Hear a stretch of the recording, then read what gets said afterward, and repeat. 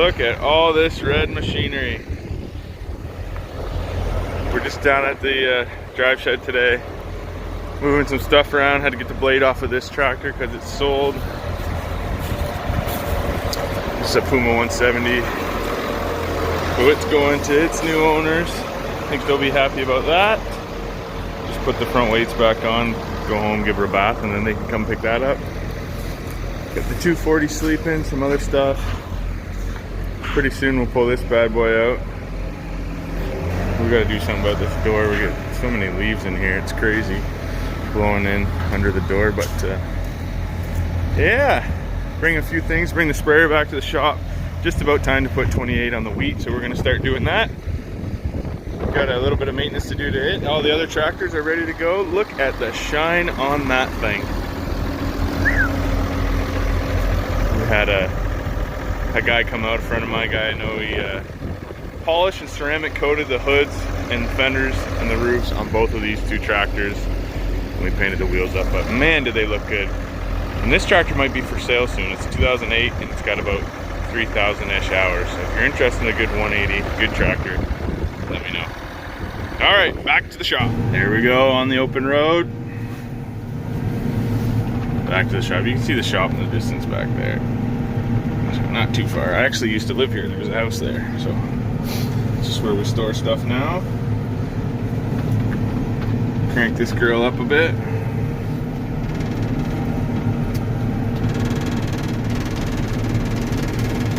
She's a bit cold, so I'm gonna take her easy.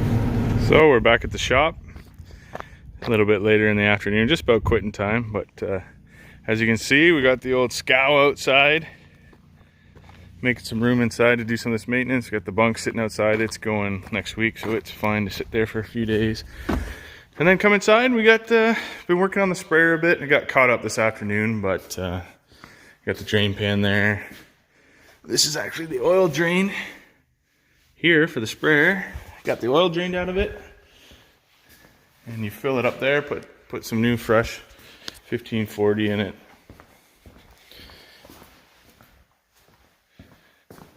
And a new filter in there. That was fun to get to.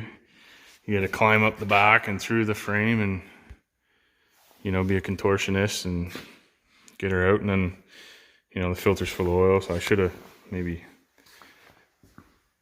stabbed a wrench through it, or a screwdriver, and let it drain into this before I took it off. But anyways, we got her. Didn't make a mess. And yeah, that's all I got for today. It's quitting time. Like I said, the day kind of got away from me, but we'll be back tomorrow with some more maintenance on this thing. Okay, so it's the next day. We're back in the shop here. And just show you what we're doing today. So we're changing all the filters on this sprayer, but there's a new charcoal filter. We use the charcoal ones because we're always in the chemicals in the spray, so a little bit safer. And here's what we do here. I don't know if you can see that or not, but so when we replace it, we write on the filter how many hours and the month and year that we did it. And then so I've done, that's the cabin air filter. And then the engine air filter, inner and outer, we did it. It was time. And I wrote on them as well with a marker.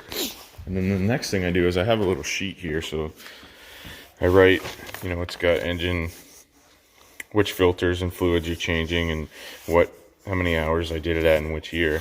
And then I have a corresponding Excel spreadsheet just to keep track of everything. And if I ever think, oh man, do we got to change that, or, you know, what did we do last? I just look it up on my computer.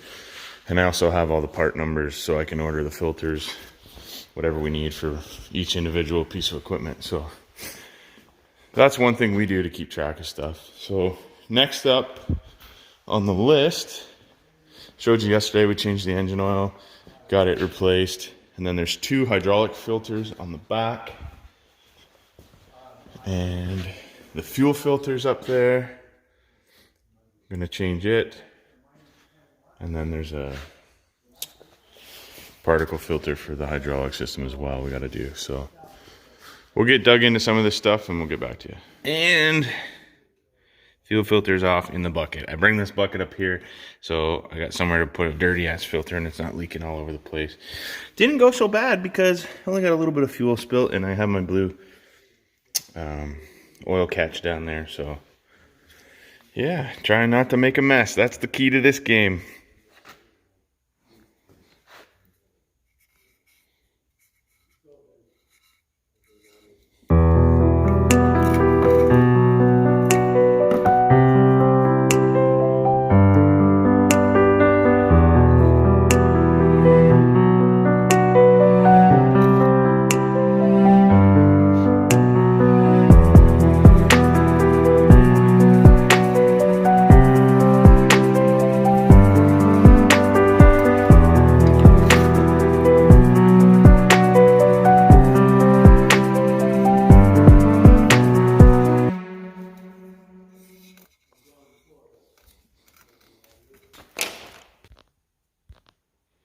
Okay, so we got the fuel filter up top on the motor replaced. We filled it back up with fuel, screwed her back on, wrote the hours on it, and then the fuel water separators here. The fuel tank's actually at the front in this machine. So a little pro tip, make sure you shut this valve off before you change this filter here, or else it'll just keep pouring and pouring fuel out of it. Obviously, you know, I had my catch pan under it and I caught most of it was just splashing out. So get a little floor dry, clean that up. But it only took me a few seconds to realize, shit, I think there's a valve on here. So we got her shut off, got the new one installed. No need to really put fuel in this one because it's kind of gravity fed, and that thing will fill up with fuel pretty quick once you turn the valve back on. But make sure you turn that on, or no sprayer starty. So got my hours on, got it written in my book. Now once you got all your filters replaced, you got them filled up with fuel, you got your valve turned back on, we'll come back up here in the cab and just see if we can get this thing to start before we go home for lunch.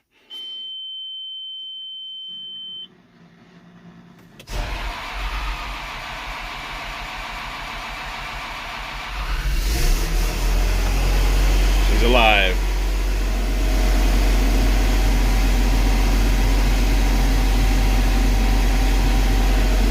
And the last thing we'll do is get this cab nice and cleaned up before we start the season again. She's running.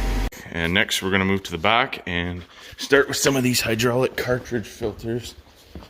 So there's one main one that goes up in the top of the tank there. You can see it there. And then there's one on each side back here, these ones here. So put a wrench on the back side. Make sure you use the proper side of the wrench. We've had some guys in the past that just grab whatever wrench and spin the corners off. So those are pretty important. We're gonna be careful with those. We'll get them swapped out, and yeah, we'll be just about done. We'll just be the only thing left after we do those three. We'll give her a good greasing, and we got to change each one of these wheel motor oils. So that's what we got done so far. It's about lunchtime. We'll come back after lunch. Okay, we're back after lunch. Now that's a 24 mil. Goes on there, no problem. Get it spun off. The other side, like I said, somebody's put the wrong wrench, probably 15/16, rounded the corners off. Played around with a few different options. Finally came up with this. I don't recommend doing this, but if you have one of these and you're in a pinch, you got to get creative, and here's something you can try. I took our oil filter wrench, it's the one with the chain and the vice grip, and wrapped that around there and cinched her down tight, and then went over to my scrap pile and find myself a nice long torque multiplier rod here. Shoved that on the end, and it took quite a bit of force too, and finally it broke loose, and we got her loose, and we can be able to get those filters out. But man, what a poor design that is.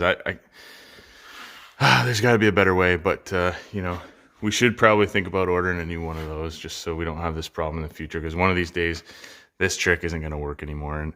And I know last time they weren't tightened down too tight, but you know, all the hot and cold cycles and the pressure on there, they do get pretty tight. So we'll get those swapped out for some new filters, and then we'll move on to the next thing. It must be one of those days. It's a 15/16, and the 24 is just a little bit too loose. I don't know why I said that backwards, but yeah. 15/16 fits fine. 24 mil kind of fits. Poor design. We'll get a new one. So we got the hydraulic filters done, and now we're doing the skier reducer, or increaser, I guess. Look at the nasty stuff coming out of there. So it's a good thing we're getting that changed up. We'll get her topped up and move on to the next job.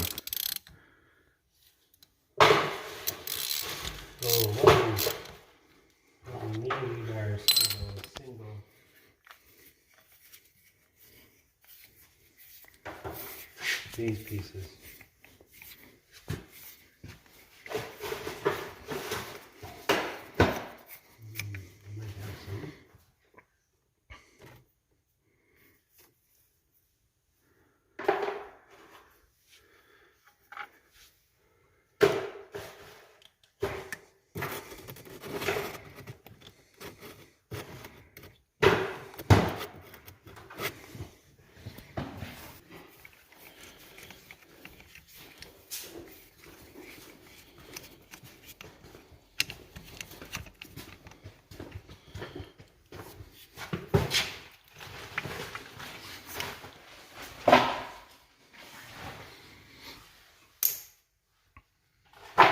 Well, those are just about drained out. I got one more to do. I didn't show you guys, but we did that gear increaser. Man, that's slow going. You got to filter the vent tube, and that gear oil is thick. And when it's a little bit cold, it really runs slow. So that took a little bit of time. Got that done. Got most of the greasing done. All the stuff that you can get without the boom unfolded. So we're good to go there.